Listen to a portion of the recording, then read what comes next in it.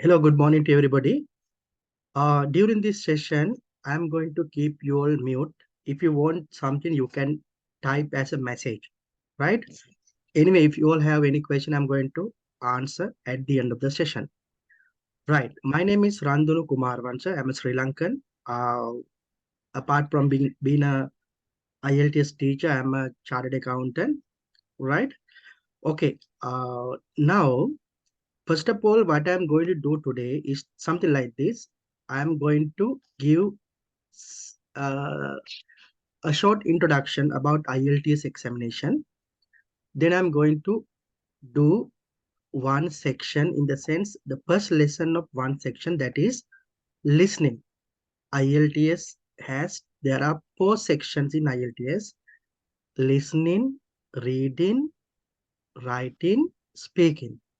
So today I'm going to start listening sessions after completion of this introduction session, right? Basically, I'm going to talk a little bit slowly because I can understand there are students in different levels. So I want all of them to understand my accent, the way how I am talking. So I'm just talking a little bit slowly so that everybody can understand. Right,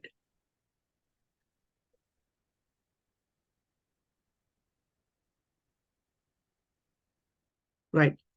Somebody please confirm me that I have put something in the screen starting with a big red colored IELTS, something like that.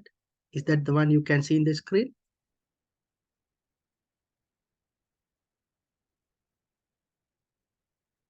Somebody please confirm.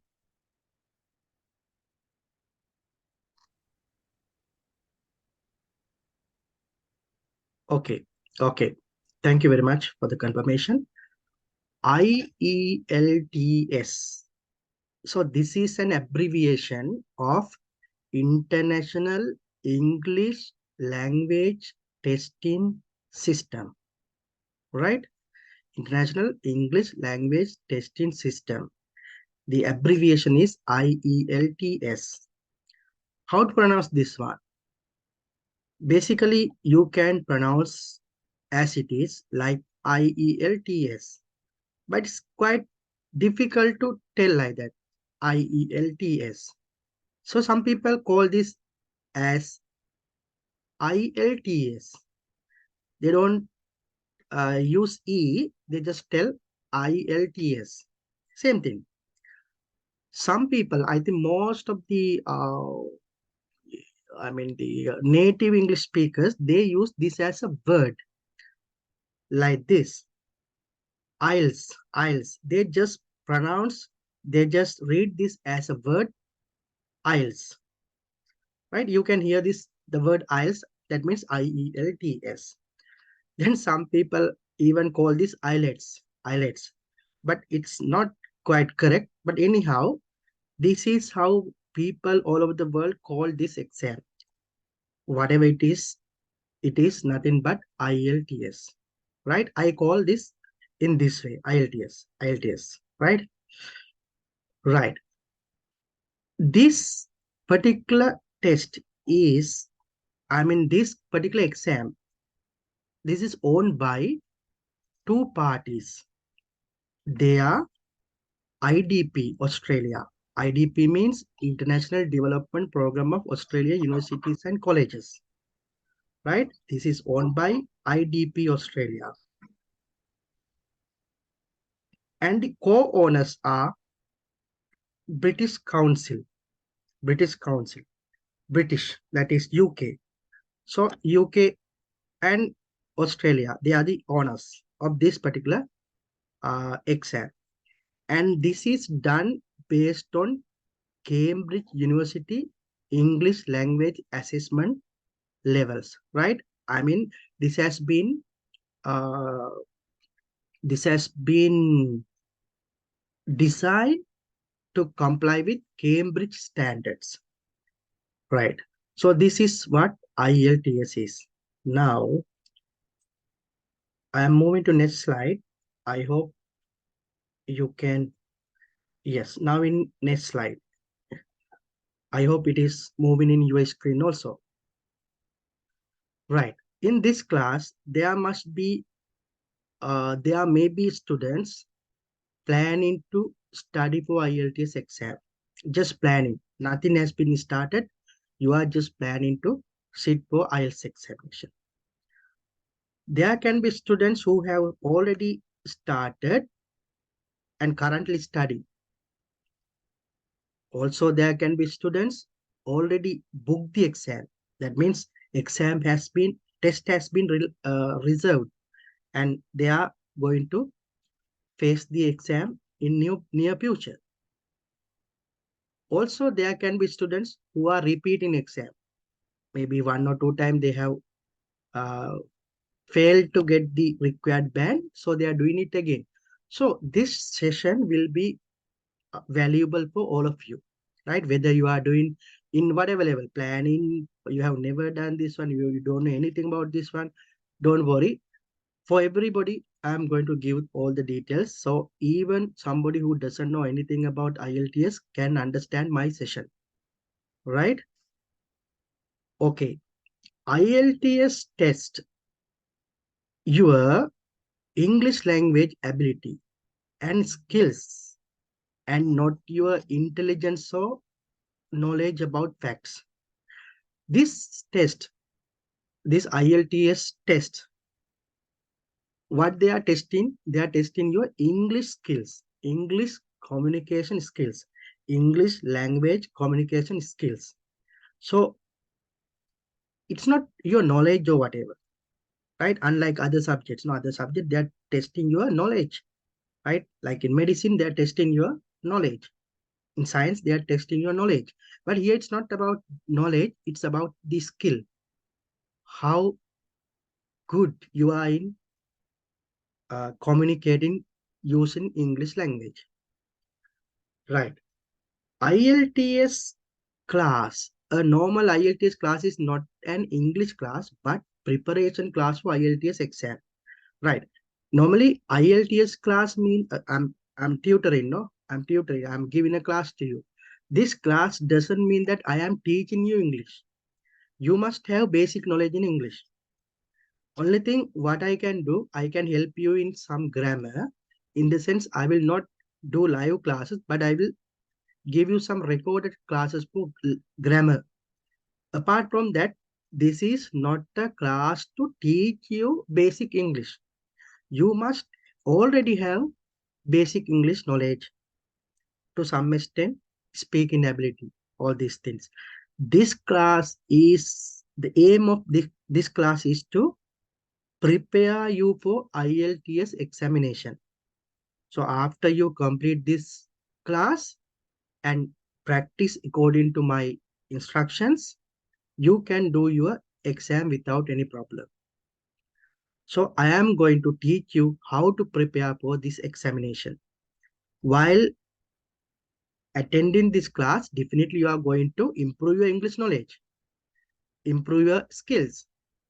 But don't expect me to teach from beginning A to Z about the language, because you should have that basic language knowledge before starting to do IELTS. IELTS exam consists 4 papers, 4 sections. In this examination, they are testing your listening skills, reading skills, writing skills, and speaking. Listening, reading, writing, speaking. These 4 skills are tested in this examination. IELTS is highly recognized in many countries, unlike PTE. There are some other examinations similar to IELTS, like PTE, Pearson test, TOEFL, right? Like that, uh, there are some other tests similar to this one. But IELTS is the most recognized, widely accepted number one English uh, language testing examination. So if you are going for IELTS, this can be used in every country. Every country except this one. Right. Exams are done by British Council and IDP. They are the owners of IELTS, British Council and IDP. In your country, there must be some centers. Maybe they are not in the name of British Council or IDP, but they are agents of British Council or IDP. So British Council and IDP are the party conducting this exam. I am not conducting exam. I am teaching you how to face the exam, right? So you are going to do the examination in the centers of British Council or IDP in your country. No limits for repetitions. This examination can be done any number of times. If you get down, you were not able to get the required band, you can do it again. Only thing you have to pay again. But there's no limitation for repetition. Whatever times, because there are some people doing this exam 6-7 times because they have the target. They want to do it anyhow. So but they are not stopping. They are until they get their required band, they do this exam. But don't worry. In my class, I'm going to ensure that you are going to pass the exam because I will not allow you to go for the exam if you are not ready for that. Because you, I can evaluate you and tell, okay, you are ready. You can book the exam and do. But if you simply go, you don't know about yourself, you don't know about your level, then you are going to waste your money. Right. Only one certificate is considered. Say, for example, you have done the exam 3 times and you have got the good result at the end of, in the last exam. So that is the only one considered. Other things disregarded. They don't care other. Maybe the first time you have got very bad result. It's okay. They don't care that one. They will care only the certificate where you have got the highest marks. But in very rare cases, you can combine 2 certificates and show. But most of the cases, no, you cannot combine. Say, for example, in one certificate, you have got good score for speaking. Other certificate, you have got good score for writing. You can show the both certificates and prove that you are capable. But in most cases, it is not allowed. Only in single certificate, you have to show your skills. But I know for nursing, you can combine 2 certificates. There are some conditions for that. Right. What are the official materials for this examination? For this examination, the official materials are Cambridge books. For IELTS, they have issued around 18 book sets. So they are the official materials. But don't worry, you don't want to buy any of these things. I am going to provide all these as soft copies. Right? Actually, most of things you don't need even books, the way how I am teaching you. Right? But if you require book, I'm going to provide them. So you don't need to buy any of these things. They are very expensive, but don't worry. I'm going to provide you soft copies. Even you can find them in internet, right? Freely. Okay. The certificate is valid for 2 years. Say, for example, you pass the exam today. Now it is in August 2023. Your certificate is valid only till August 2025. After that, it's not valid, right? So if you are planning to go to another country within 2 years, you can start this, right? I move to next slide. Right. Is IELTS exam difficult or is it easy? Actually, both the aspects are true. You can say it is easy. Why? It has a known format. In the sense, IELTS exam, you know how the questions are coming, the format of the questions. All these things are known. All these things are published. They are openly available. So you know the shape of the exam. It is only you should prepare for it. Because of that, this exam is quite easy. But some exams, not like that. You don't know the shape of the question. You don't know what they are going to ask. No? But IELTS is not like that. You exactly know what they are going to ask in the sense, the shape of the question, not exact question, the shape of the question you know. Okay, task 1 is like this. Task 2 is like this. Okay? Repetitive questions. What is that? In IELTS, questions are repeated. Questions are repeated. The question. Okay, I will keep you all muted. Right? In IELTS, questions are repeated. The questions somebody got last month can again come in this month for somebody else. Like that, the question, they have a database of question and they are picking question from that database and giving. Therefore, if you practice a lot, you may even get questions which you have already answered. Okay. Uh, Practicing can help getting through the exam.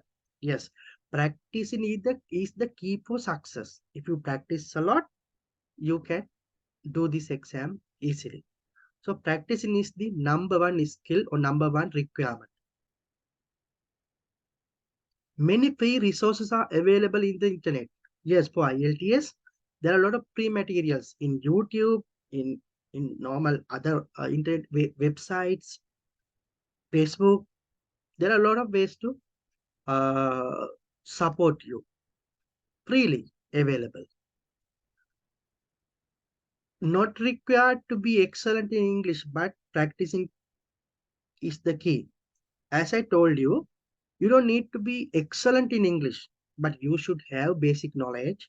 You should have some sort of level of speaking, but you don't need to be excellent. You don't need to be like a native speaker. Still, you can pass this exam, right? Impartial exams, even you can apply recorrection, EOR. Minimum two examiners check. Okay, what does it mean? This exam is conducted whether in Fiji or Papua New Guinea or in Australia, New Zealand, Sri Lanka, India, wherever it is, same exam, same papers, same questions, same way of evaluation, same way of giving bands. So it is impartial, right? Everywhere it is like that. Impartial, unique, impartial. And if you are not happy about your result, you can go for recorrection. You can ask them to recheck it. Of course, you have to pay something for that. But if they have done a mistake, they will correct it and give your money back. Next time, okay, you have done the exam, somebody has checked your answers, but you are complaining that you are not happy about the result. The next time they will not give that to same person. They will give it to another person. If the result is changed, result will never come down. Results will only can be increased or unchanged. If the result increased, they will give you your money back. Right. So therefore, And the last point is you can repeat the exam. There's no limitation. You can repeat the exam. Therefore, all these factors tell you that this exam is a easy exam, right? Then why you can't pass? Most of the students still they can't pass because why? There are some reasons for that. Even if you are good in English, if you don't know the format of IELTS, you can't pass this exam. It doesn't mean that you are good in English, so you can straight away go and do this exam and you will get through. No, you have to learn about the format. You have to learn the nature of this exam. You have to score in all four sections in most of the cases. As I told you, this exam has four sections: listening, writing, reading, speaking. If you are good in speaking, but if you are not good in writing, you cannot get good band for both of them. Then your results will not be valid because you have to score from all four sections. Actually, that depends on the requirement because some universities they will ask, okay, overall, totally this much from each band, this much like that. But anyhow, overall band is, I mean, the total band is not enough. Even the sectional bands are, or the each bands are important. Therefore, what will happen? Some students they face the exam, they get good result, good overall result, but they are not good in writing. They have to do the exam again because they have to score from all four sections. Then, uh, for writing and speaking, especially writing essays and speaking part three questions. For that, you need some knowledge about the world. So if you are not much aware about what is happening in the world, you can't get very good bands. So your knowledge, I told you before, knowledge is not important, but to get a very high bands, you need some sort of knowledge about general knowledge about the world, what is happening, all this, because those topics can come in the exams. Your intelligence also important in order to get very high bands, like above 7, you have to be some intelligent person. Right. So, in some way, most of the way, I can say if you practice well, IELTS is not a difficult examination. But if you are not practicing, you are not focusing much, you can't pass this exam.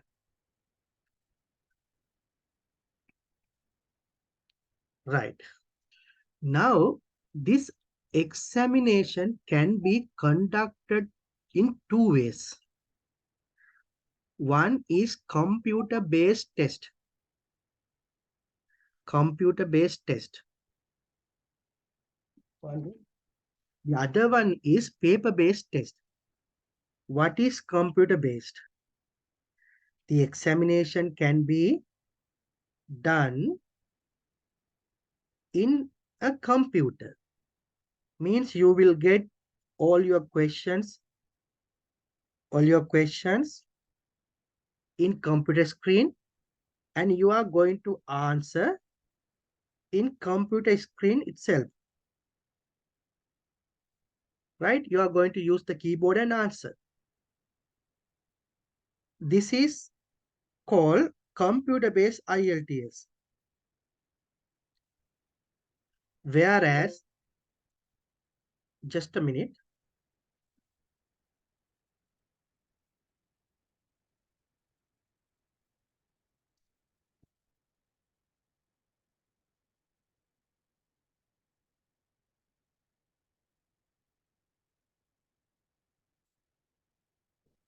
Okay. Whereas if you go for paper-based test, in the sense, like in your schools, you will get all questions in a paper and you are going to write the answers in the paper itself.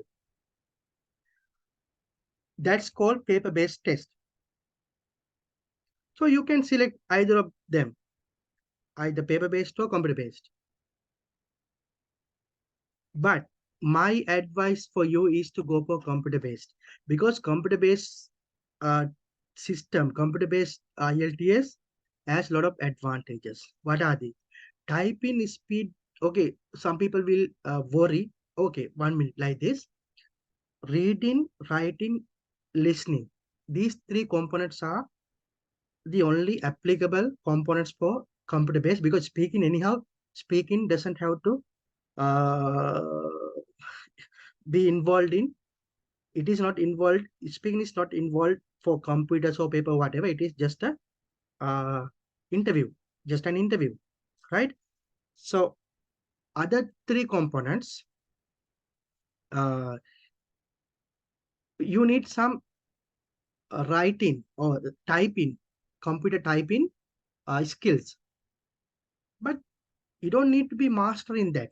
If you can type, uh, if you are familiar with typing in a computer keyboard, you can do this. So typing speed is not, typing speed is important, but it's, you don't need to be excellent in that. Computer based test is better for those who are familiar typing in a computer keyboard. You need an average speed only for writing section. Actually, for reading and listening, only few words you are going to type, few words only. But in writing section, you are going to, in within 1 hour, you are going to type minimum 400 words, maximum like 600, 400 to 600 words. So therefore, you should have some sort of uh, skills in typing. That's all. If you have a laptop or a desktop or a tab, you can practice for this examination. What are the advantages of computer based? I have written here, right? I will read them fast, but you will get more information while I'm doing the classes, right? Readability of passage and questions together. In reading, you can read all the questions and passage in one screen, unlike a book. A solution for ugly handwriting. If you are not good in handwriting, don't worry. You can go for the computer based, because it's a matter of typing. Can highlight instead of underline. Okay, you can highlight words. Like in a highlighter, you can highlight words in computer based. You can edit the answer anytime. Unlike writing, you have to erase it. It will become a problem, erasing and writing back again in that space. But in computer based, you can just edit it, right? Then you can enlarge fonts, right? You can, if you want, you can enlarge the fonts. You can change the background, you can change the colors. So all these facilities are there in computer based. If not only that, you can book the exam easily. Computer based, you can book within a 1 week. The results are given in 3 days, but paper based results, they are given after 2 weeks only. Uh, Automatic word counts are there. Word number of words are counted automatic. You can copy and paste the answers. So you can save your time, and you will not make much spelling errors if you do copy and paste, right? Therefore, I uh, recommend you to go for computer based rather than going for paper based, right? So this introduction will not take much time. After that, I'm going to move to listening, right? Uh, I'm going to move to next page, right? In this examination, there are two modules. I think you have heard about these things: IELTS academic, IELTS general, IELTS UKVI, IELTS life skills. These things you might have heard about. I'm going to tell you now what these are. Academic is the module or IELTS examination that you will do if you are a student. In the sense, you are going to study further in another university. For that, you have to do IELTS academic. If you want to go for a job, or you want to go for a PR, another country. That for that you have to do IELTS general. So these are the basically two things. IELTS academic for education, IELTS general for visa purpose, job purpose, like that. UKVI is not a module. Uh, it is also same like academic and general, but it is for UK, only for UK. But it is acceptable even in other countries, right? Anyway, for you, I'm sure this is not important. Then there is something called life skill. Life skill test is only there, in that they are testing only speaking and listening. That is for dependents, right? So basically, I'm sure most of you are going to do IELTS general, right? IELTS general, because most of you are doing IELTS in order to go for a job in another country, or if you are doing IELTS for academic purpose, you can do academic. Anyhow, I'm going to teach you for both these. In my class, I will cover both academic and general, because academic and general 80% is same. There's no much difference. There is some difference only in writing and reading. Those things I'm going to teach you separately, but common things I'm going to teach all of you in one go, in one class, right? Then you have to decide which module you have to do, academic or general, computer based or paper based. That is up to you to decide based on your requirement, right? Then you have to check what's the band you require, because you have to ask from your university or ask your agent or whoever, what's the band I should get. Now we'll talk about band, what this band is, right? Please see this example. This is the band info IELTS listening. Okay. In listening, there are 40 questions. Today I'm going to show you. In listening is a 1 hour test. In that 1 hour, they are going to give you uh, 40 questions. If you get, if you get 11 number of answers correctly out of 40, or 11 to 12, you will get band 4. Actually, the minimum band is 0. That means nothing. You have not got anything correct. Maximum band is 9. IELTS bands ranges from 0 to 10, 0 to 9. So if you get 11 or 12, band 4, because I'm not going to talk about bands below this, because bands below 4 are not, uh, recognized for anything, right? So 11 to 4, 11 to 12, 4, 13 to 15 out of 40, correct answers 13, then you will get 4.5. Like that, you can see, normally in the most of cases for education and immigration purpose, they are asking band 6.5. They are asking 6.5. So 6.5 in the sense, out of 40, you have to get 26. 26, 27, 28, 29 are in the range of band 6.5, right? So for most of the cases, like for PR, for the education, most of the cases, they are asking 6 or 6.5. That you have to check with your immigration advisor or whoever, agent or university, whatever. You are the one who has to find out which band you need, right? Right. But please note that above is only for listening section. Okay, this table is only for listening section. The way how they are giving marks for other sections are different. I'm going to talk about them later whenever I'm doing those sections. The way how they give marks and bands in other sections are different, right? Okay, what is called each band? Each band means in the section, what's the band you can get. Okay, for listening, you get band 6. Reading, you get band 5.5. List Writing, you get band 6.5. Speaking, you get band 7. So these are called each bands. Each bands. Then there is something called overall band. Overall band means summation or total of those four divided by 4. That simple average, they will round that to nearest half band. Okay, in the sense, it is the simple average of each bands. For each section, whatever the bands you got, they will add up them, then they will divide that by 4.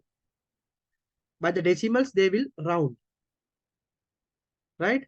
So that is called overall band. Overall band is the average of all your 4 section results. Sectional results, we call it each band. Right. Then in my class, today I'm conducting this class free, right? In my class, I'm going to, this is what I'm going to do. I will provide all materials you require as soft copies. You don't need to buy anything. Class recordings will be provided. Every Sunday, I'm conducting the class same time, like in New Zealand, 10 to 1 o'clock. Australia, also Australia 8 to 11 o'clock, right? That is same like PNG. Then Fiji, same like New Zealand timing. So every day the class is recorded. Now this session is recorded, and I'm going to give that to everybody after the class, so that you can again watch, or if you miss something, you can watch it. If you didn't come to the class that day, you can watch it, right? Whenever you are studying, you can watch it again. Then the individual evaluation sessions for writing and speaking will be provided. That means, okay, in this group class, you are learning everything, but I will take you individually and evaluate your writing and speaking. That is also there in this class. That is not in this time. I will book some other time with you all, not you all, one by one, and teach that part. I will assist you until you pass the exam, right? Even after the completion of the classes, until you do your exam and you got your required band, I'm going to help you. So anytime you can send me messages, you can call me, and you can, whatever, you can have interaction with me. I'm going to help you until you are going to get your required band by doing the exam. Even if you want to, even if you want, you can join next classes too without further payments. Once you paid for one class, still you are thinking, okay, I'm not yet ready, I want to attend more classes. No problem. You can attend my next class also without paying me anything. Only for one class you will pay. Right? Now, uh, yes. Okay. This IELTS examination, when I talk about IELTS examination, you have two things to pay. One is my tuition fees. Other one, whenever you go for your examination, you have to pay IDPO British Council for the examination. So these are the fees I found from the net with regard to your countries. Okay, this is the examination fees. PNG, Australian dollar 475, Australia, Australian dollar 410, New Zealand also New Zealand dollar 410, Fiji, Fiji currency 540. But sometimes these figures can little bit vary, because why? Sometimes they are giving promotion and giving discounts, but mostly on average, like these figures as examination fees, you don't need to pay me that one. You have to pay that directly to your examination center in your country, not for me. right? Then I found in the net, New Zealand and Australia, there are a lot of centers for IELTS, British Council and IDP. But in PNG, there's one center, British Council Center in this city, Moresby. I think Moresby. I don't know how to exactly pronounce it, Moresby, something like that. Okay. In Fiji, there is a institute called CHESS in SUA, right? In SUA, CHESS is the institution. You can go and do your examination. So this is just for your information. So after sitting for the exam, somebody has sent me one question. Given I pass, is the period in which after sitting the exam, given I pass? Yes, I told this answer already, but anyway, I will tell you again. Uh, yes, once you got your result that you are passed, from that day, 2 years, your result sheet is valid for 2 years. Okay, now going forward with me, okay, these are the tuition fee for me, right? I will provide you my bank details and you can TT me. You can send bank transfer or whatever, TT, whatever, to my account. This is the total fee, but in order to join, you can pay only 50%. Later, you can pay after 5 Sundays, after 5 sessions, you can pay the balance. The total fee for PNG, Australian dollars 200, Australia, Australian dollar 200, New Zealand also 200, Fiji, from their currency 250, right? So this is my total fee for the whole course. In order to join from next week, you can pay this half of that, right? Before next Sunday, you can pay half of that to continue in this class. Right. Now, the introduction session is finished. Now I'm going to start listening session, right? Listening. So I'm going to do this quite slowly so that everybody can understand. And I'm going to do this in the computer-based platform, right? Even if you are going for paper-based, that will be helpful, right? Okay. Before I move to listening lesson, if somebody has questions, you can ask or you can even type the questions. I will answer during the session. Okay. Right. Wait for a while.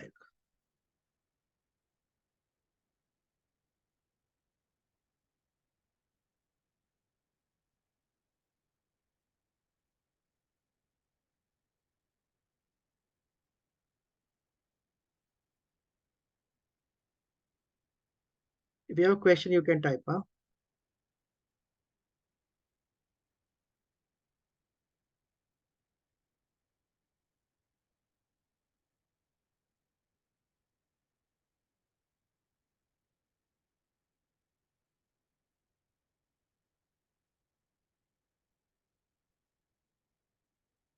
Today, I'm not going to teach you theoretical aspects, but today I'm going to teach you exactly a test. Okay. Straight away, I'm going to. Okay, I have got a question. Let me answer that one first.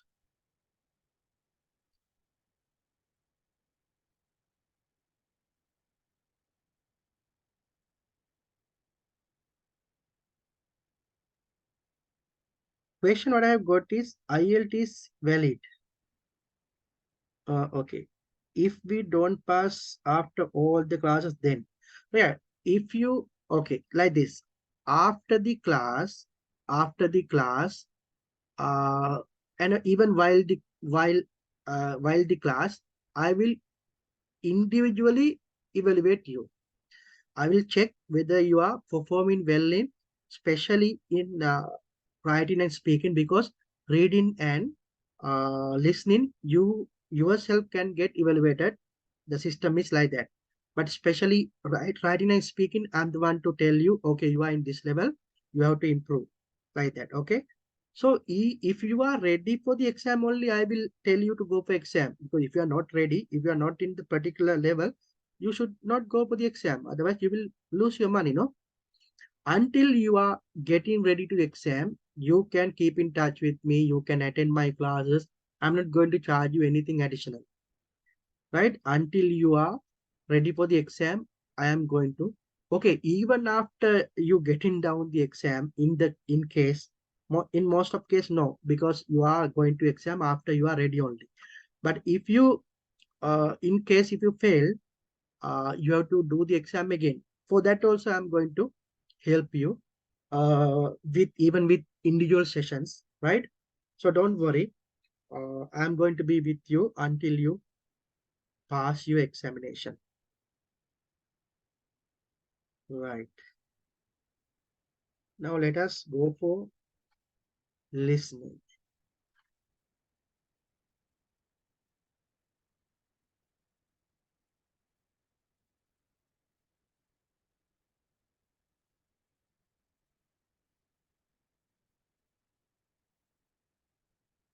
Now this section will be done in an interactive way.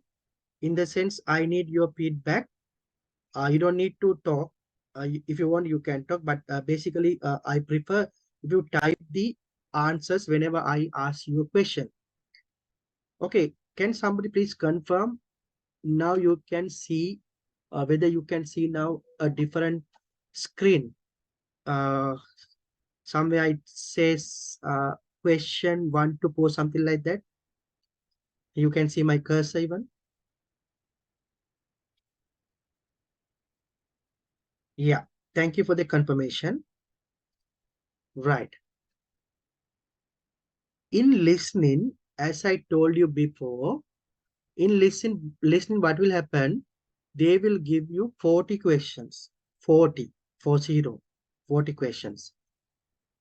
And there are 4 sections.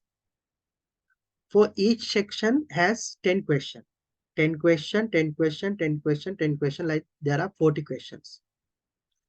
Each section has an audio. They are playing one audio per section. So by listening to that audio, you are going to answer 10 questions. The audios can be monologue or dialogues. Monologue means only one person is talking. Dialogue means more than one person are talking. They are giving you enough time to answer. And the audio is continuously playing, you can't stop. But in this system, I'm stopping because I'm teaching you, but in real exam, you can't stop. It is going.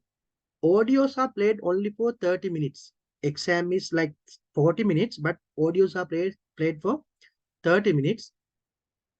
Then they will give you some additional minutes to check your answers. Right? In paper-based, there is some difference, but I will tell that one later. Now I'm going to show in computer-based module. But same exam, even if you are doing paper-based, only thing you will get the question in the paper. And you are going to answer in the paper. That's all. Right. Now, I am going to play this audio. First of all, somebody please confirm me whether you can hear it. You will hear a number of different recordings, and you'll have to answer questions on what you will hear. There will be time for you to read the. Okay, I played a part of that. Can please confirm, somebody please confirm whether you heard it.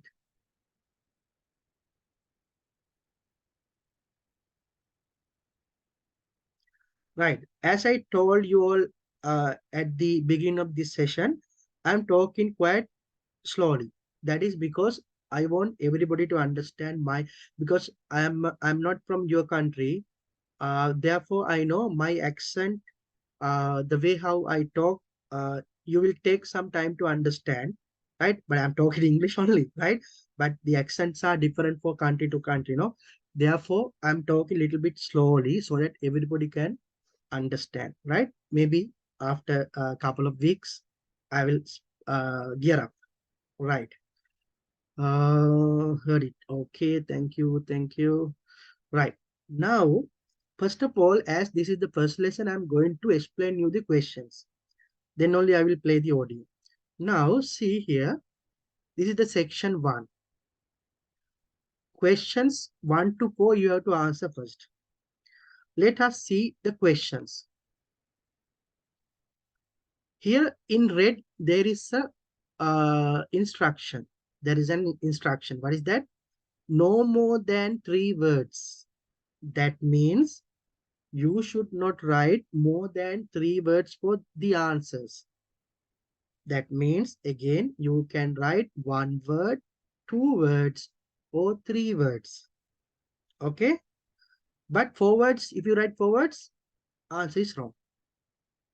So maximum up to 3 words. Whenever you are writing your answers, capital, simple, not important. Even if you make a mistake in capital letters, simple letters, in the sense, you have to start it with the capital, but you started with a simple, no problem.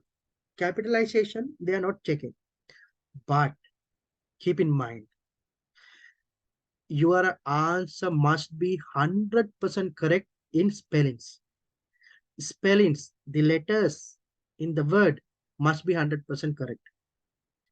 You can use either American English or British English, no problem, because in American English and British English, there are some differences in spellings. Not for every word, for some words, right? Even you can mix it. Some words you will write American English, some words you can write British English. No, there's no problem. Anyhow, you cannot make even a single mistake in spellings. If you write wrong spellings, answer is wrong, right? Right. Now this is about a class, uh, Globesters language school, right? Anyway, these words are not important because these are names, right? So it is a school about tuition class, right? Language classes. What are they? They have Chinese, they have Japanese, they have French. Then Chinese level advanced class. Days from what are the days those classes are there? So the first answer is the days. So you have to find out when, or I mean what days they have. They have class in evenings. So on what days they have advanced Chinese class. That is the answer.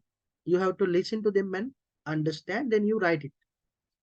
Then Japanese, what level they have on Tuesdays and Thursday mornings. So what's the level here? So here days, here level. Again here level, the Japanese level, which is conducted on Mondays, Wednesday, and Friday mornings. So what's the level?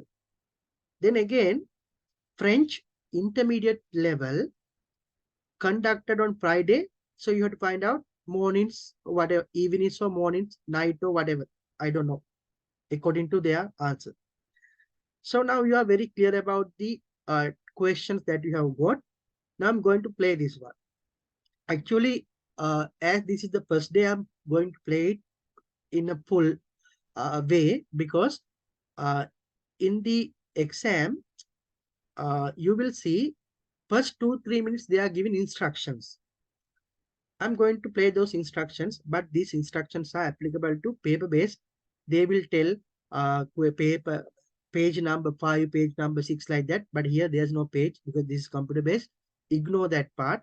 Just listen to their instruction just to understand what they are talking about. Okay? But in the first 1 or 2 minutes, they are just giving you instructions. Questions will start after that only. But as this is the first day, I'm going to play everything. Okay, now you can start listening.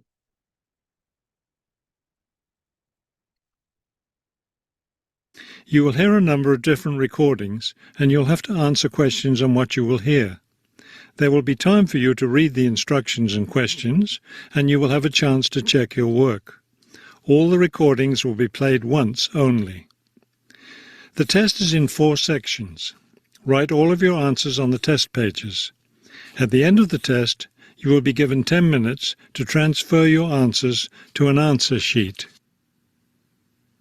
Now turn to section 1 on page 5.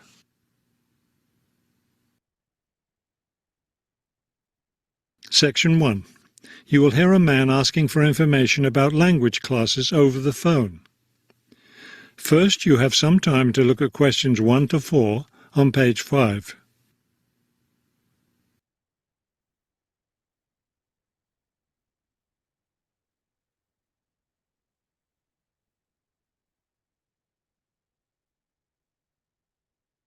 So that way they are giving you time to check your questions. They are giving some time for you to check your questions. Each section is like that. You will see that there is an example that has been done for you. On this occasion only, the conversation relating to this will be played first. Even they are showing you one example. Good That's morning, Globetrotters Language School. How may I help you? Yes, I was wondering if you could give me some information on language classes. The woman answers the phone. Globetrotters Language School. So the word Globetrotters has been written at the top of the form. Now we shall begin. You should answer the questions as you listen, because you will not hear the recording a second time. Listen carefully and answer questions 1 to 4. Okay, now here onwards, listen Good carefully. morning, Globetrotters Language School. How may I help you? Yes, I was wondering if you could give me some information on language classes. Certainly. What language are you interested in studying? Well, that's the thing. I'm interested in learning Japanese, but I'd also like to improve my Chinese. I don't know which to study right now. Maybe the class schedule will help you decide. Did you want to study in the morning, afternoon, or evening? I work in the evenings, so mornings or afternoons would be best. Then that decides it for you. We offer an advanced Chinese class, but it meets on Wednesday and Friday evenings. I couldn't do that. When do the Japanese classes meet? We have Just a minute, just hold on. You can have a paper and pencil and write number 1, 2, 3, 4 and write your answer, right? beginning Japanese on Tuesday and Thursday mornings. No, wait, that's intermediate Japanese. Which level do you want? Advanced? No, beginning. Definitely. I know some Chinese and some French, but I'm a real beginner with Japanese. Well then, are you free Monday, Wednesday and Friday mornings? That's when the beginning Japanese classes meet. We also have intermediate French on Friday mornings. I could do those mornings, but I'd prefer afternoon. Right. Now they have already given the answers for all these 4 questions. It's okay if you have even not answered any of these things, because this is the first time that you are doing, right? So don't worry. We are going to learn, right? I'm going to show you the answers. I'm going to tell you how to get the answers. Okay. Now, if you have got the answer for number 1, you can type the answer so that I will see whether you are doing it well. Even if you are not done, if it is wrong even, no problem.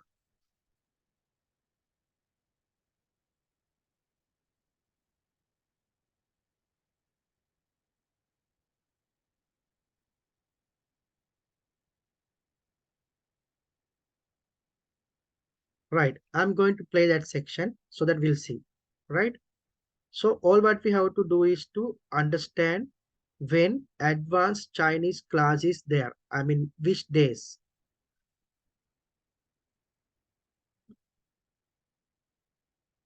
Yep. You are giving answers. Let me see. Interested in learning Japanese classes. Actually, you can't do these things in your real exam. You can't repeat. You can't rewind. You can't I mean, you can't stop, right? You cannot do these things. The Now, woman answers the phone. Globetrotters Language School. How may I help you? Yes, I was wondering if you could give me some information on language classes. Certainly.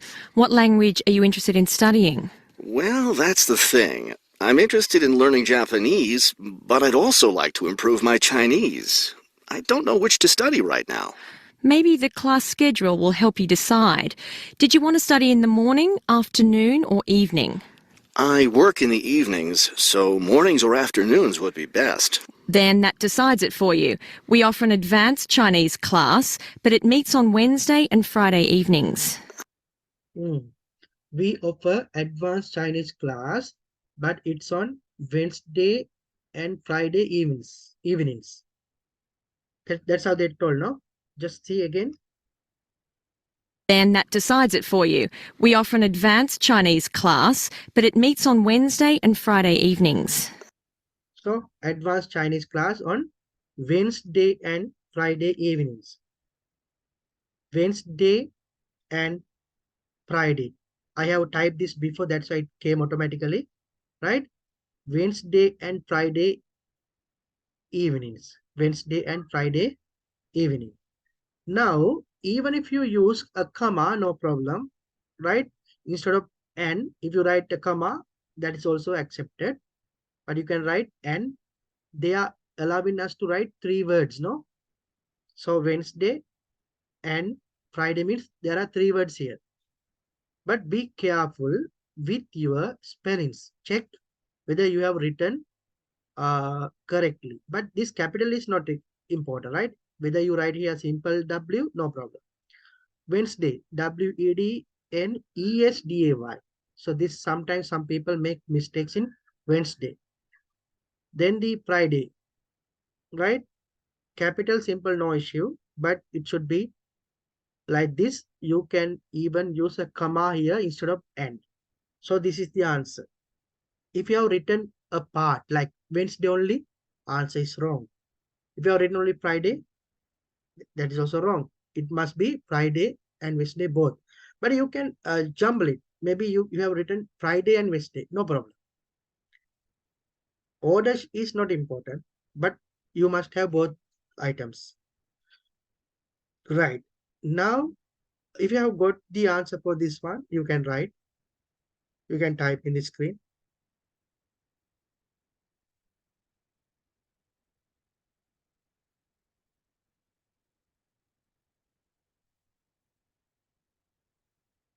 Right.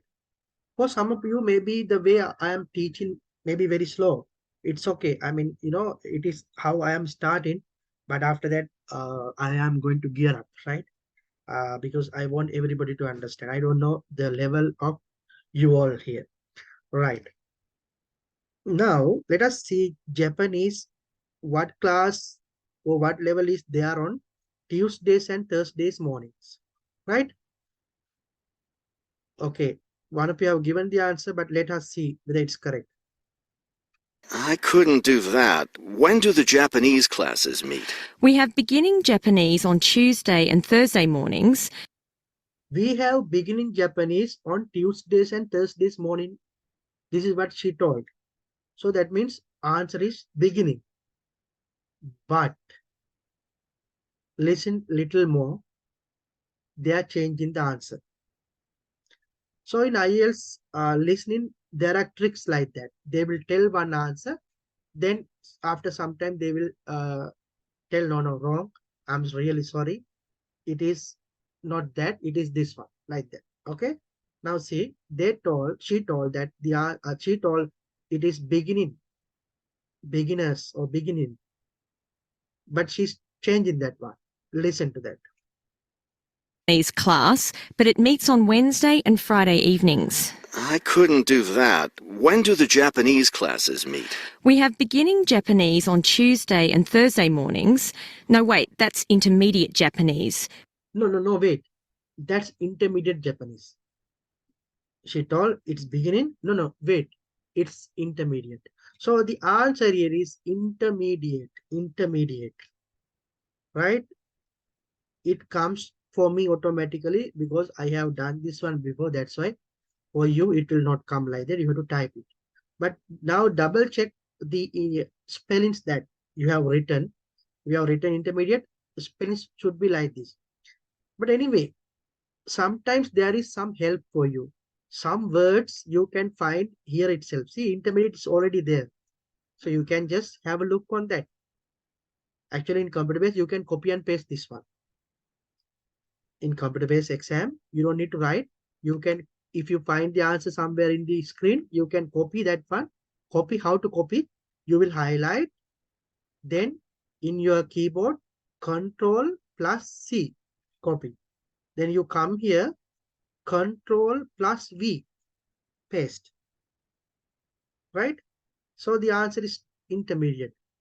So what's the next answer? Number 3.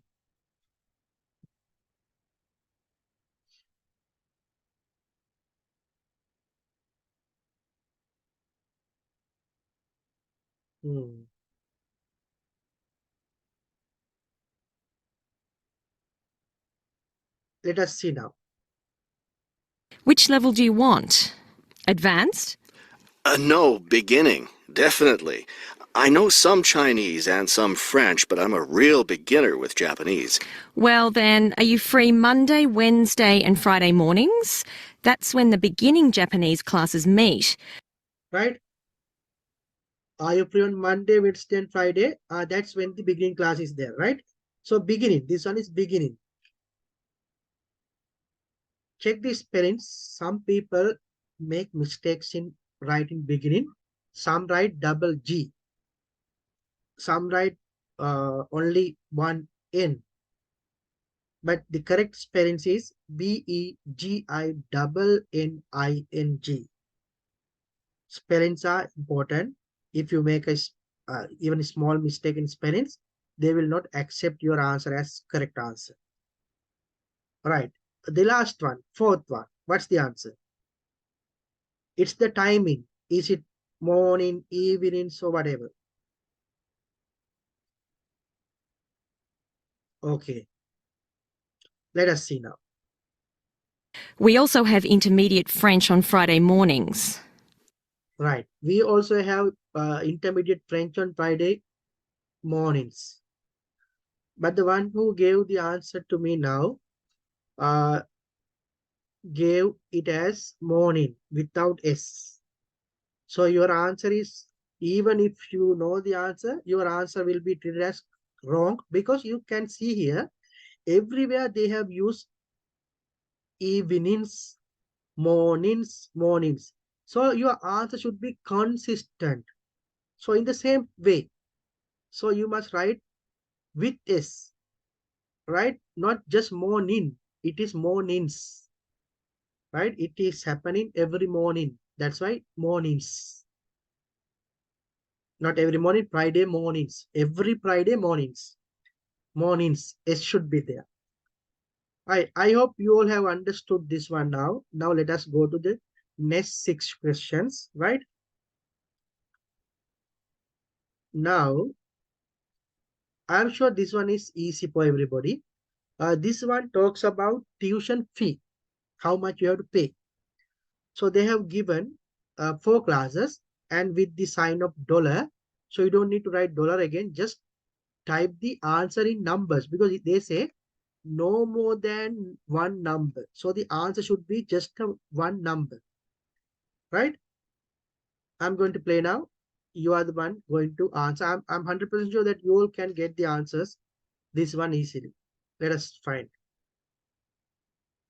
Now listen and answer questions 5 to 10. The beginning level classes meet 3 times a week, so they cost a bit more than the other levels. For a 6-week course, the cost would be $575. That's a bit steep.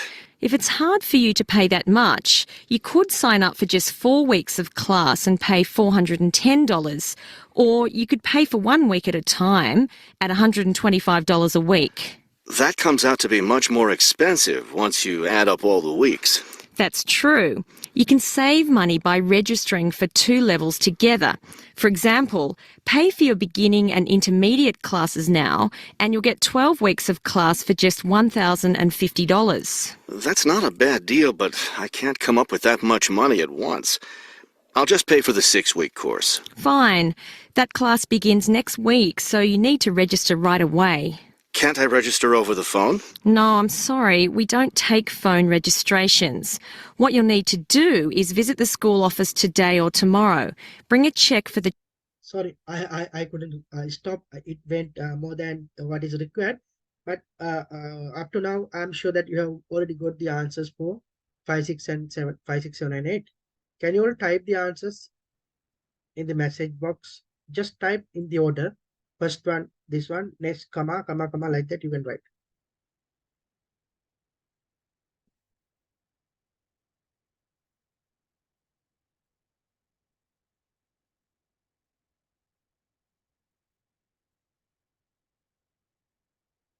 Actually, when I do classes, I'm doing in the interactive way like this. I'm going to give you a chance to talk. I'm going to ask you questions. Right. Yeah, you have got the answers correct. I'm going to now show these answers again so that everybody... Now listen and answer questions 5 to 10. The beginning level classes meet 3 times a week, so they cost a bit more than the other levels. For a 6-week course, the cost would be $575. Yeah, for 6 weeks course, the cost would be 575. 575. Then 4 weeks. That's a bit steep. If it's hard for you to pay that much, you could sign up for just 4 weeks of class and pay $410. 4 weeks class, 410. Or you could pay for 1 week at a time at $125 a week. 1 week, $125 a week. That comes out to be much more expensive once you add up all the weeks. That's true. You can save money by registering for 2 levels together. For example, pay for your beginning and intermediate classes now, and you'll get 12 weeks of class for just $1,050. 12 weeks class, $1,050. $1,050. So these are the answers. I know it is not a difficult task for you all. Right. Now question number 9 to 10. Most of the time, I just stopped that one. It is directly going to up to 10, but in between I stopped. I pause the audio. Now let's study these 2 questions. Answer should be no more than 3 words. So answer only words 1, 2, or 3. Okay. First one, students can register for a class by visiting the... Students can register for a class by visiting the, means the place. So where should students visit to registration, for the registration? It's a place. Then there is a blank is in charge of student registration. So it is a person who is in charge, who is responsible for registration, the officer, the name of the officer. So these are the 2 questions. Now you are going to find the answer. That's not a bad deal, but I can't come up with that much money at once. I'll just pay for the 6-week course. Fine. That class begins next week, so you need to register right away. Can't I register over the phone? No, I'm sorry, we don't take phone registrations. What you'll need to do is visit the school office today or tomorrow. Bring a cheque for the tuition and a photo ID. Is that all? Yes, we'll give you a registration form to complete, or you can save time by visiting our website and downloading the form there. Complete it and bring it into the office with your cheque. Great. I'll stop by this afternoon. Fine. When you arrive, ask for Mr. Lindsay. He's in charge of student registration. I'm sorry, Mr. Who? Mr. Lindsay, spelled Lindsay. Thank you for your help. Thank you. We'll look forward to seeing you in class. That is the end of section 1. You now have... Right. Now please give me the answer for question number 9.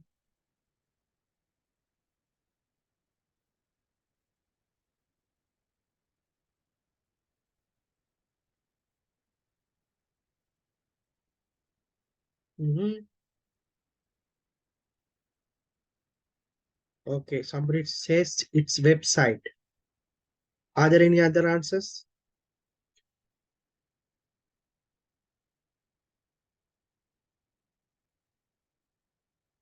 Okay, let us see. It's not website, it's something else. Let us see. I will show you where you uh, got this confusion, right? Now listen and answer questions 5 to 10. That is the end of section 1. Intermediate classes now. Bring a cheque for the tuition and a photo. Money at once. I'll just pay for the 6-week course. Fine. That class begins next week, so you need to register right away. Can't I register over the phone? No, I'm sorry, we don't take phone registrations. What you'll need to do is visit the school office today or tomorrow. Bring What you need to do is to visit the school office today or tomorrow. What you need to do is to visit the school office. So the answer is school office. But later, there is something they talk about website. I will explain you that. So answer is school office, but the confusion about website, I'm going to explain you now. Bring a cheque for the tuition and a photo ID. Is that all? Yes, we'll give you a registration form to complete, or you can save time by visiting our website and downloading the form there. Complete it and bring it into the office with your cheque. What they're telling, the registration form can be downloaded by visiting the website, but complete it and bring it to the office with the check. That means they are telling you that you can even download the registration form by visiting the website. They are confusing you, but they are telling you complete it and bring it to the office. So finally, you have to go to office only. That is just to download your form. So the answer is office, right? I am sure that the confusion is now over. If you have further doubts, you can tell me. I will explain again. Now let us see the name of the person who is in charge of the registration. You can type the answer if you already know.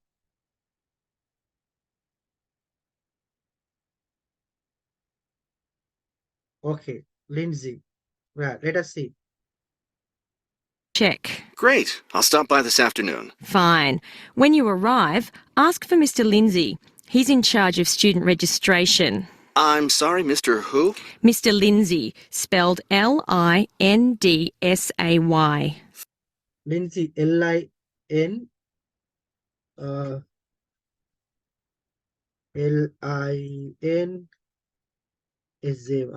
L-I-N-D-S-A-Y. Lindsay.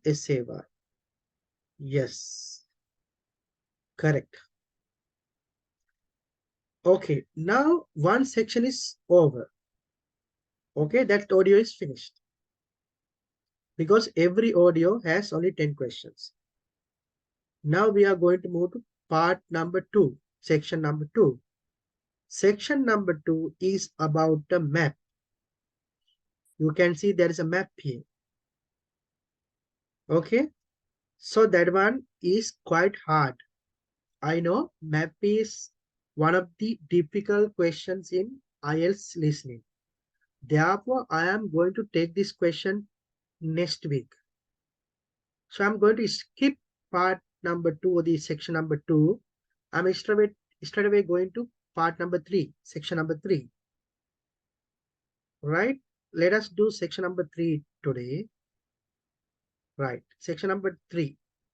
Because what I skipped that one, map is a difficult subject in IELTS listening. I'm going to do that on next week.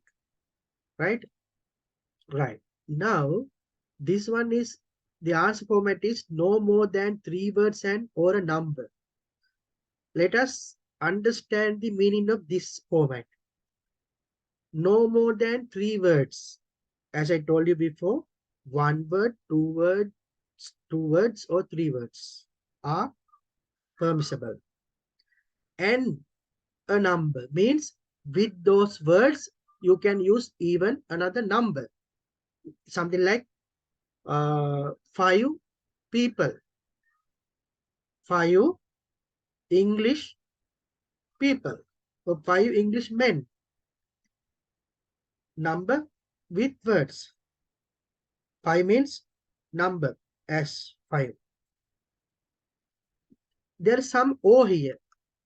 That means you can use numbers, only numbers, without words.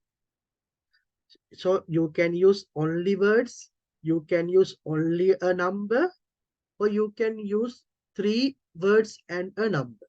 This is the meaning of that. Right.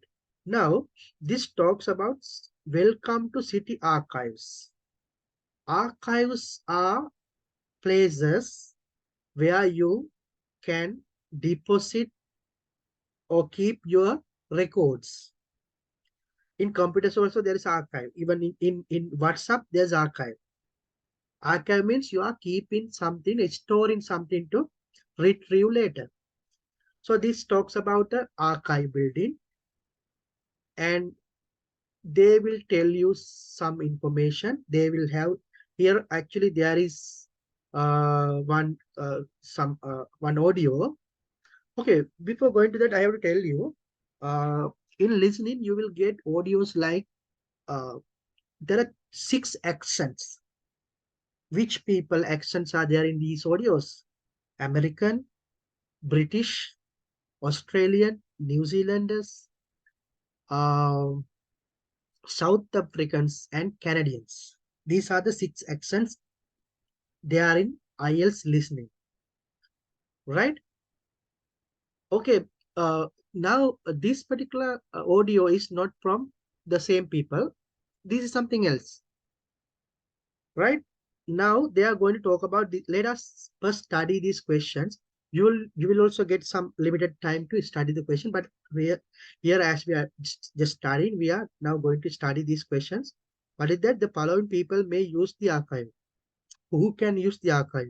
University students with a valid photo, valid passport, something like that. City students with payment of city residents with the payment of what is the payment? All others special permit. Okay, right. Hours. What are the opening hours? Days. What are the opening days? Opening hours from 9:30 to until what time? So these are the 4 questions. Now I'm going to play the audio. Please find out the answer and write in a paper. Then we will check.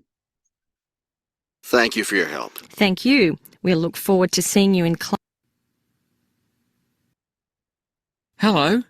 I was wondering if you could give me some information about using the archives. I'd be happy to. Are you a resident of the city? Actually, I live just outside the city, but I study at the university downtown. That's fine.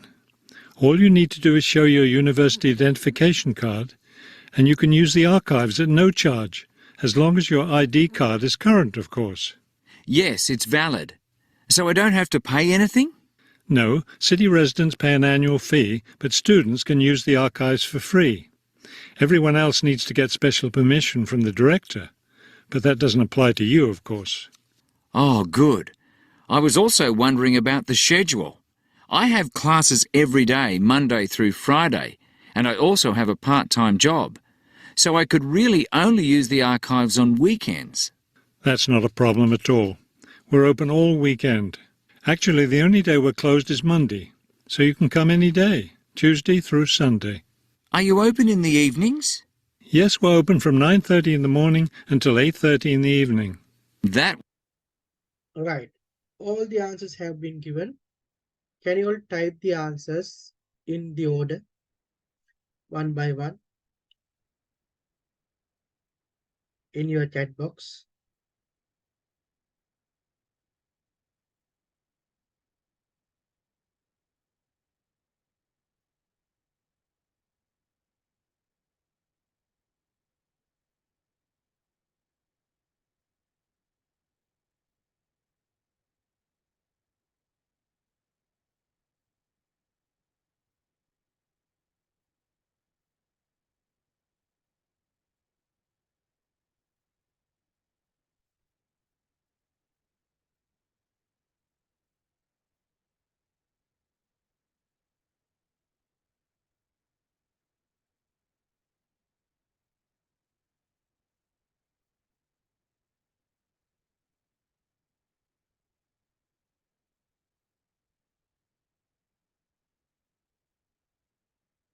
Okay, since I post this, and this allows only uh, limited time, this particular test.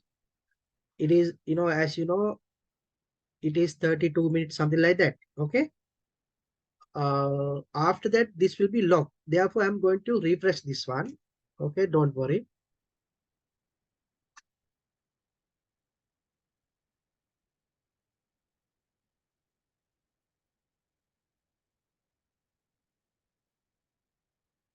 You will hear a number of different recordings. Okay, now you can see time again increase. I refreshed it.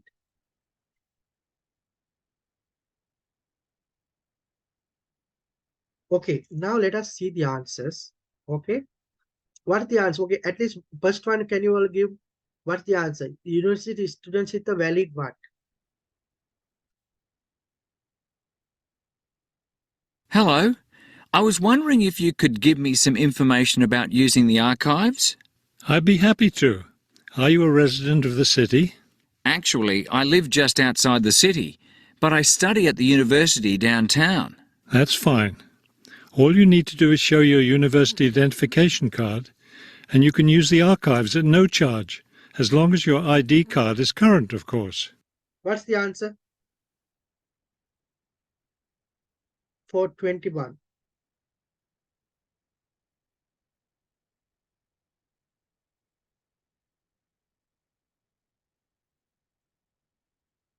You can use university identification card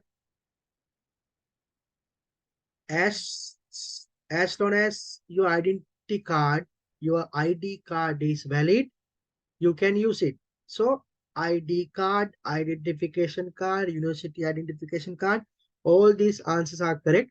Simply you can write ID card. Answer is ID card. Next one, what is the answer? Next one. City residents with what? City residents, what should they pay to access this archive? Why don't you give the answer? At least one person. I just want to see whether you are understanding this. Anyhow, that one is little bit difficult. 22. Okay. Somebody has written free. Let us see if it is free or not. Okay. It's not free. They are telling fee, not free, fee. What fee? Let us see. Yes, it's valid. So I don't have to pay anything? No, city residents pay an annual fee, but City residents pay an annual fee, not free. City residents pay an annual fee. Did you all notice it?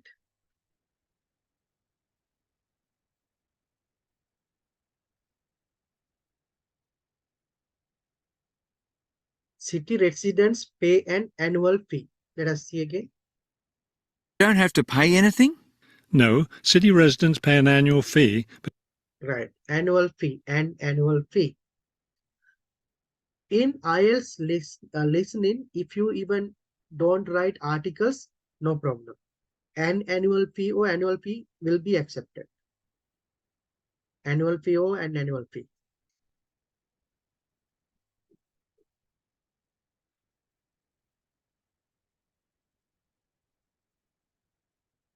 Uh, what is free?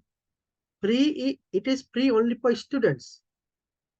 Okay, city residents pay an annual fee, not free fee. Okay, it is free for students with valid identity card. I think now, okay. Is that okay? Or it's still have a doubt? Can you please confirm whether it is okay? Who is in the name of PC? Okay. Now,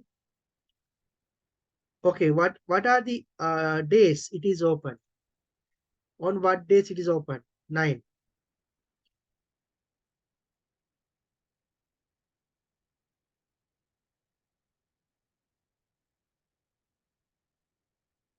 Can you please tell me what days it is open?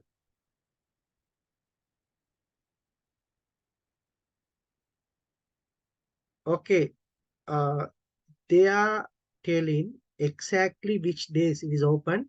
Actually, only one day it is not open. So other days are open. So you have to write that one. Simply writing weekdays is not enough. Let us see now. It's not weekdays. Even there is weekend. Okay, look, just see. But students can use the archives for free. Everyone else needs to get special permission from the director, but that doesn't apply to you, of course. Oh, good. I was also wondering about the schedule. I have classes every day, Monday through Friday, and I also have a part-time job, so I could really only use the archives on weekends. That's not a problem at all. We're open all weekend. Actually, the only See, even that guy told we are open all weekends. That means it is even opening weekends. Only one day it is not open. What is that day? See, Classes every day, Monday through Friday, and I also have a part-time job, so I could really only use the archives on weekends. That's not a problem at all. We're open all weekend. Actually, the only day we're closed is Monday, so you can come any day, Tuesday through Sunday. Tuesday through Sunday means Monday only they are closing. So the answer is Tuesday to Sunday. Tuesday to Sunday. You can write even through. Tuesday through Sunday. Because Monday only they close. Tuesday through Sunday or Tuesday to Sunday. Right? Monday it is closed. Not Monday to Sunday. Monday it is closed. Tuesday to Sunday. See? That's not a problem at all. We're open all weekend. Actually, the only day we're closed is Monday, so you can come any day, Tuesday through Sunday. Right? I hope it is clear.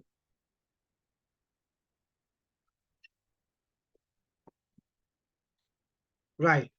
Then it is open until what time? Until 8:30 p.m.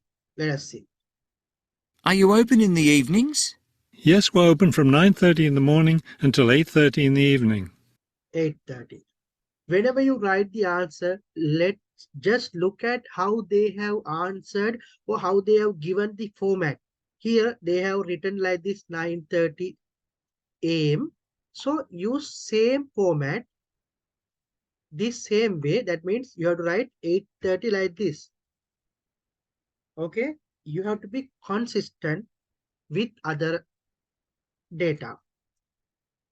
So that's all. Now we are moving to see how the particular building is made up. This is archives is a building. It has floors. It has number of floors, right? What are they? They are basement, ground, second, third, like that. There are floors up to fourth floor. No, fifth floor. Okay, let me minimize the zoom in. Right. I think you all can see everything now. Now, this building has 5 or 6 floors. In each floor, what is available, they will tell you. Each floor, what is available are these items. 19th century documents, maps, personal papers, photographs, books about the city, newspapers, information about woolen mill. So these are the documents available in each sections. These each floor. These are the floors. Now they will discuss about these things in the order of floors.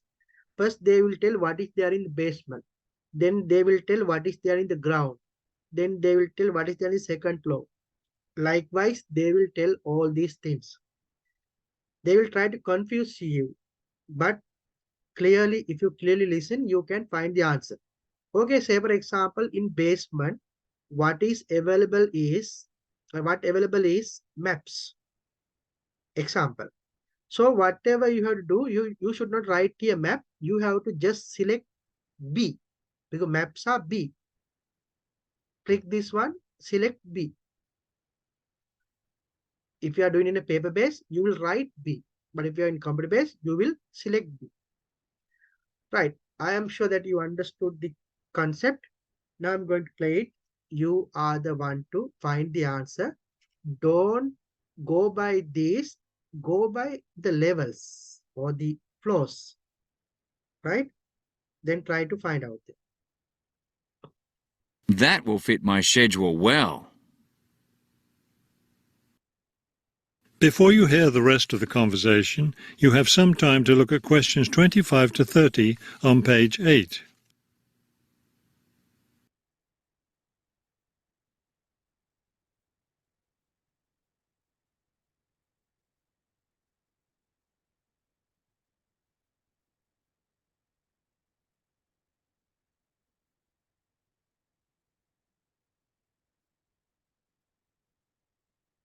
Like this, they are giving you time to look at your questions.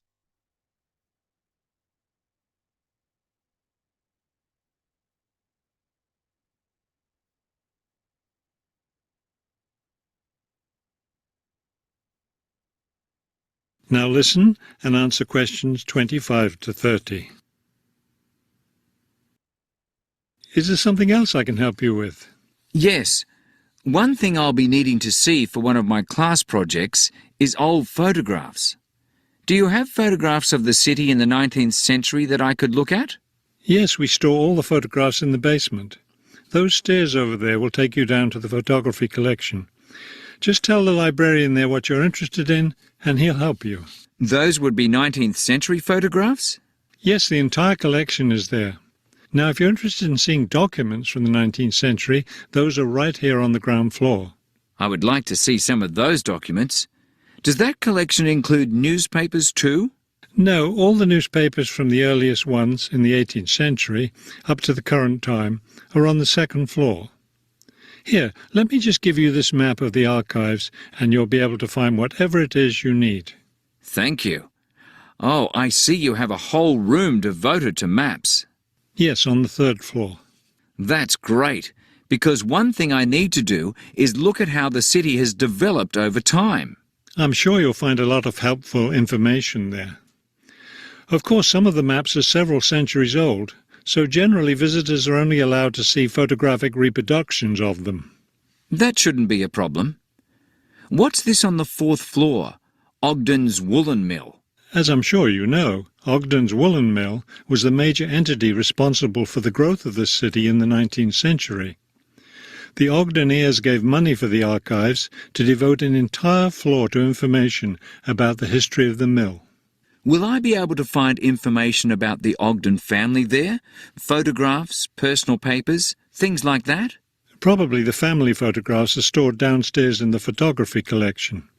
The personal papers would be on the fifth floor, where we keep all the personal papers of famous residents of our city. Thank you so much for your help. I'll be... Right. So, if you have carefully listened to the audio, by now you should have been able to answer the questions. So you can write those letters in the order, like B, C, D, F, A, like that, something like that. Just put those letters, we'll see them. I don't think it's a difficult one, but it's like this. In this test, section 1 is very easy. Section 2, little bit difficult. Section 3, little more harder. Section 4 is very hard. Like that, they have designed this question paper. So what are the answers? In the basement, what is there? Okay, we'll see. Please write your answers. Third floor.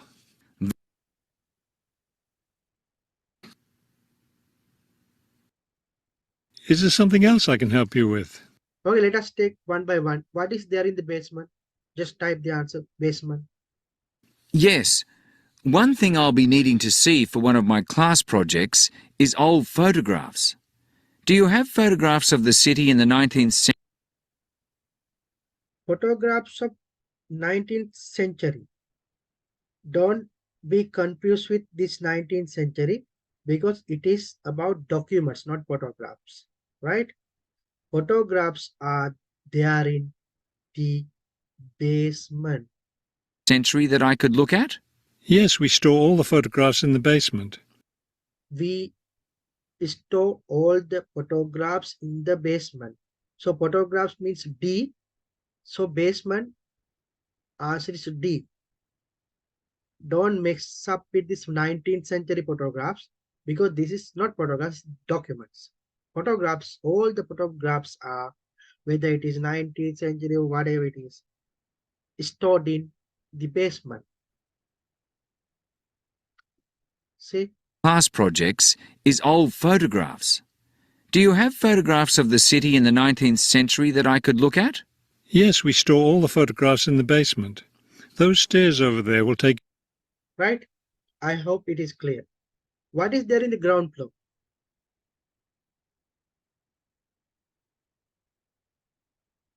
What's there in the ground floor?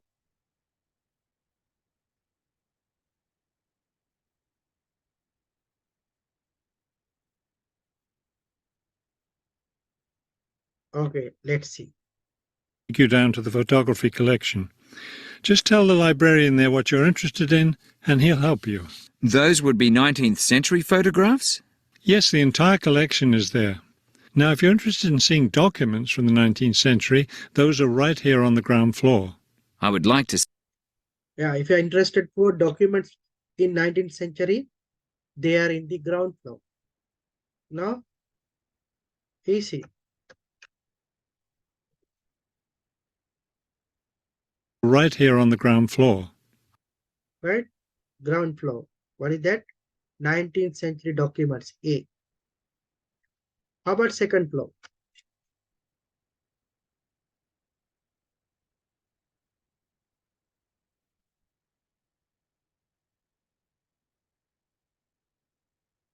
Second floor.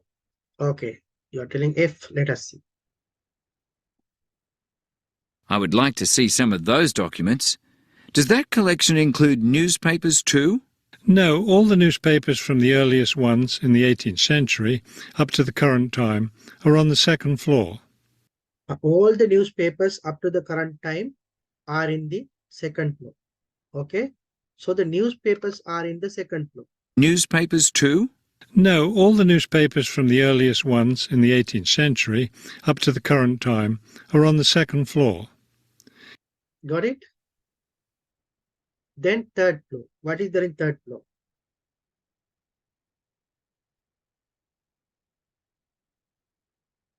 So while you are doing this, you can even mark so that you will not get confused. This is done. Then this is done. Then this is done. Right? So what is there in third floor?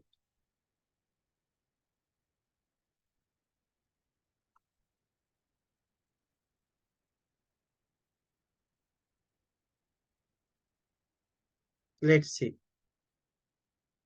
Here, let me just give you this map of the archives and you'll be able to find whatever it is you need. Thank you. Oh, I see you have a whole room devoted to maps. Yes, on the third floor. Yeah, I see. You have whole room divided to maps. Yes, on third floor. Yes, on third floor. So maps are in third floor.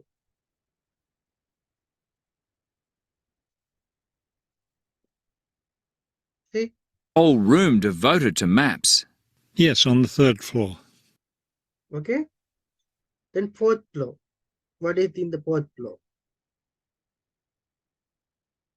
Now B is also taken. I'm highlighting that. Now we have only C, E, G.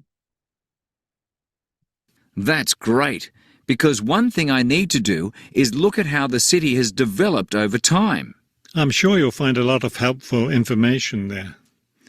Of course, some of the maps are several centuries old, so generally visitors are only allowed to see photographic reproductions of them. That shouldn't be a problem. What's this on the fourth floor? What's in this? What's there in the fourth floor that he's asking? So now the answer will come. Fourth floor. Ogden's woolen mill. As I'm sure you know, Ogden's woolen mill So in fourth floor, it is Ogden's woolen mill information. G. Right? Yeah, many of you have done correctly. Then the last one should be COE. Okay, there's one, it is not coming to any of these answers. So it should be personal papers or books. Let us see. Last one, fifth floor. was the major entity responsible for the growth of this city in the 19th century. The Ogdeniers gave money for the archives to devote an entire floor to information about the history of the mill. So here he just talking about some information that is not applicable for our answers. Will I be able to find information about the Ogden family there? Photographs, personal papers, things like that? Probably the family photographs are stored downstairs in the photography collection. The personal papers would be on the fifth floor. Personal papers will be in the fifth floor, right? So the personal papers are there in the fifth floor. Papers would be on the fifth floor.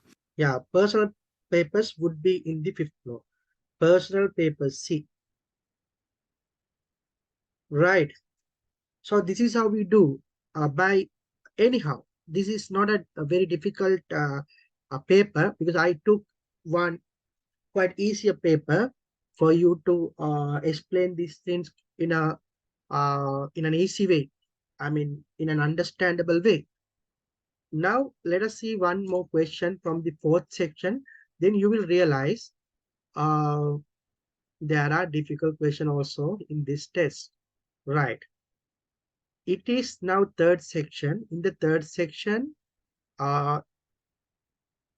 it is something about historical uses of wind power.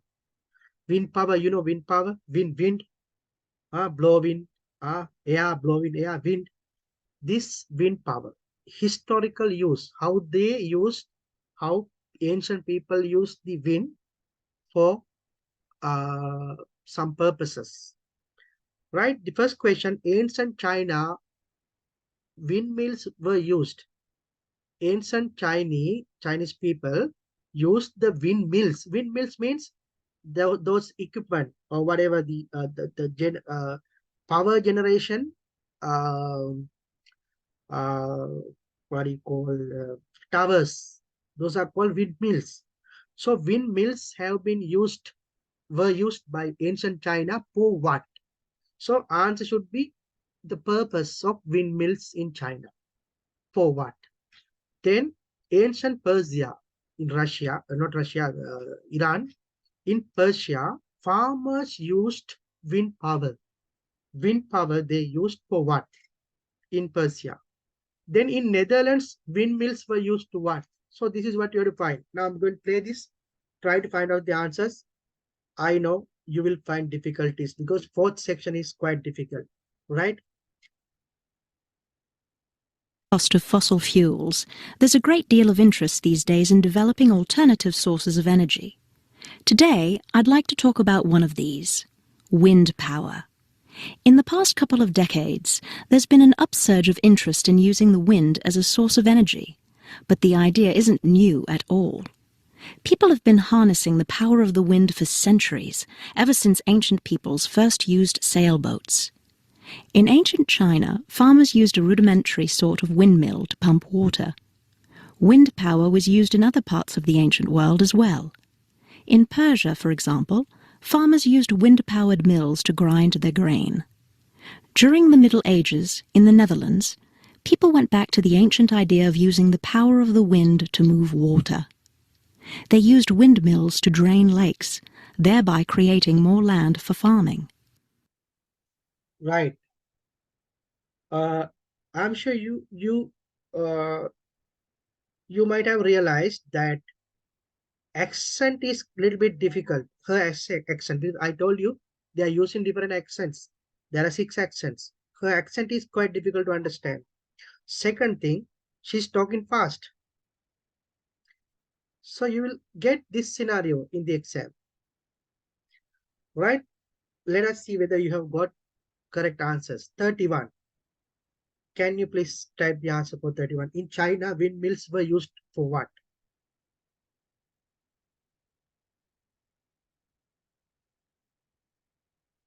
Right, pump water, generate electricity, pump water. Let's see the answer. Actually, you have to, you have to understand, sometimes there can be two answers for same, but you have to see what's the most appropriate answer. Okay, the most appropriate answer is the correct answer.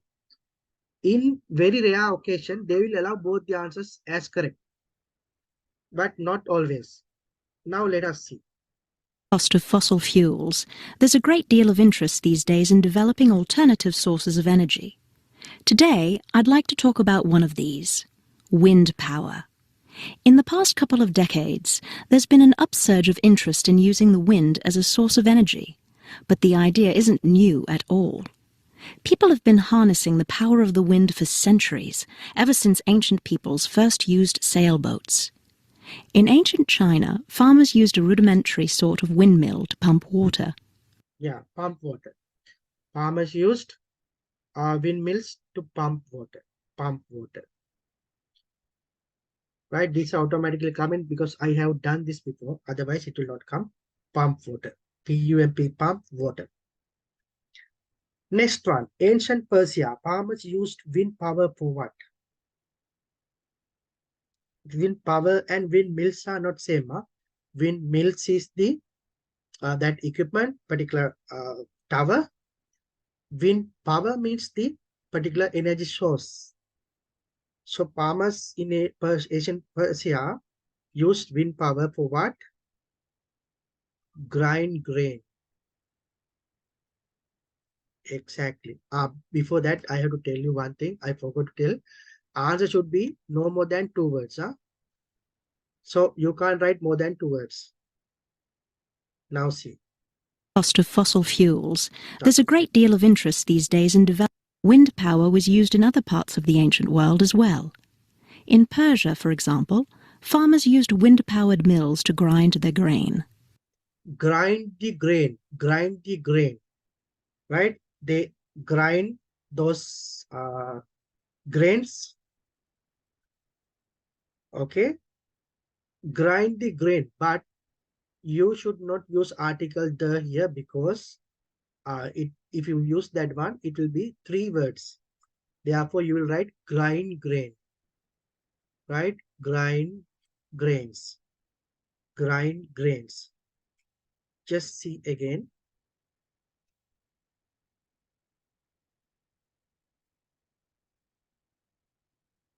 Sort of windmill to pump water.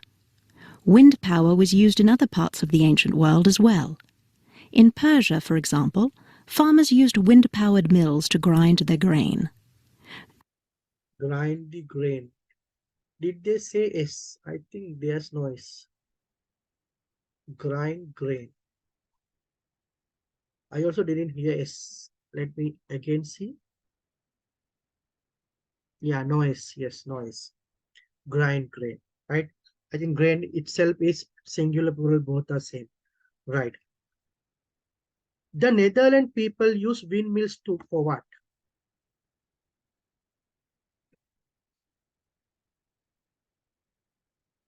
Netherlands people windmills for what?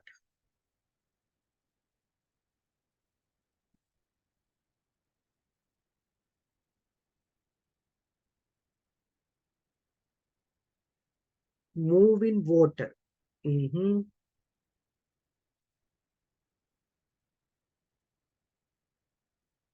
Actually, there's a small confusion. The confusion in the sense like this. They talk two things about Netherlands. They talk about wind power and windmills both. So maybe you will get confused with that. Answer is not move in water. Move in water, they talk about, they use wind power to move water. But here they have given windmills. So windmills for what? I will play it again. Try to catch the answer. During the Middle Ages, in the Netherlands, people went back to the ancient idea of using the power of the wind to move water. They used windmills to drain lakes. Now you got the answer. Drain lakes. Yeah, to remove the water from the lakes, from these basins, drain lakes, right? Farmers used, sorry, Netherlands people used windmills. Wind power they used to move water. Windmills they used to drain lakes. Drain lakes. Okay. During the Middle Ages, in the Netherlands, people went back to the ancient idea of using the power of the wind to move water. They used windmills to drain lakes, thereby... Right. Okay. And still we have some more questions, but I will show you the wonder of this particular system, how useful it is for you. Actually, once you do all these things, you can't anyway, you should not, I mean, you have to do this without pausing. If you pause, the time will not be enough. Uh, but if you want, you can do this in a part two. I mean, 20 questions one time, another 20 question another time. In the level of practicing only. In the exam, you can't do that. Okay, but after doing all these things, you will submit it. Right? Once you submit, you will get your result. You will see all answers, questions, answers, grades, everything. Okay. Actually, I reset this one. If you can remember, I reset this one. The first part is cleared. I mean, vanished because I reset this one. I have answers only 13 questions. Out of 13 answers are correct. So 40 out of 30 is 13 is, so 13 out of 40 is correct. Band is 4.5, right? Then we can see answers here. See, these things I already answered, but once I reset, it will, they are vanished. Okay. Now see, university identity card, ID card, they have given options. All these answers are correct. What is that? University student identification card, ID card, university identification card, all these are correct. I wrote identity card, correct. Correct means you can see one green tick. Annual fee or an annual fee, both are correct. See, if they give something in bracket, that means optional. Here, Thursday, semicolon, Friday, Sunday is correct. Then Tuesday through Sunday is correct. Or not Thursday, Tuesday. Huh? Tuesday to Sunday is correct. All this way you can write. Then 8:30, all these are correct. Pump water, you can see pump water. I drain lake. See, there's no grains. Yes, I made that mistake first, but anyway, there's no grain lakes, grind grain, drain lakes. From here, I didn't do, right? I just wanted to show you how this system works. It is perfect. If you go a little more down, you can even see the explanation. You can see the audio in test, right? So audio in the test mode, you can see where the answers are.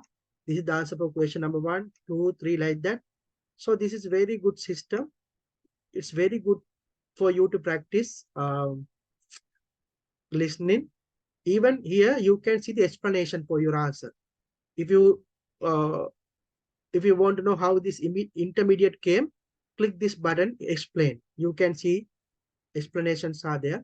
So this is very good system for you to practice listening. I'm using this system even in future for you for all the listening lessons. Right. Actually, now I will let you ask any questions that you will have. I'm going to continue this lesson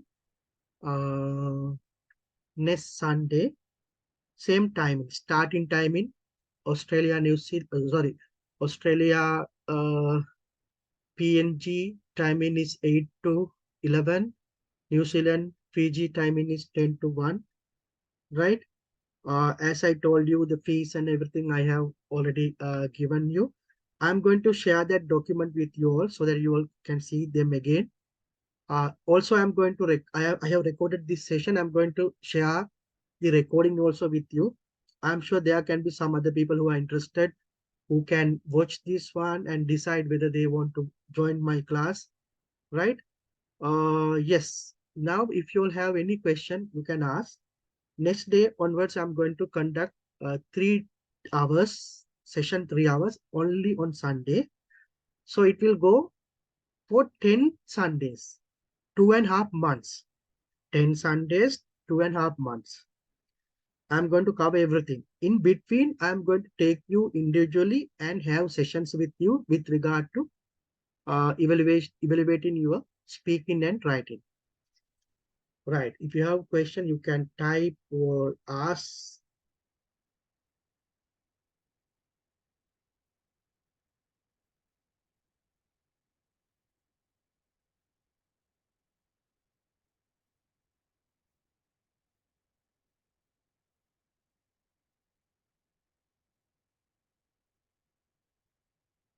Okay, it looks like you don't have questions. If you have questions, even later, you can message me to my WhatsApp, right?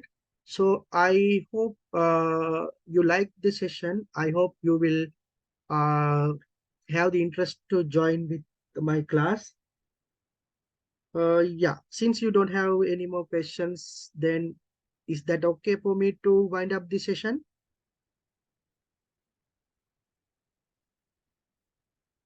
Okay, I think since you are silent, I think it is okay.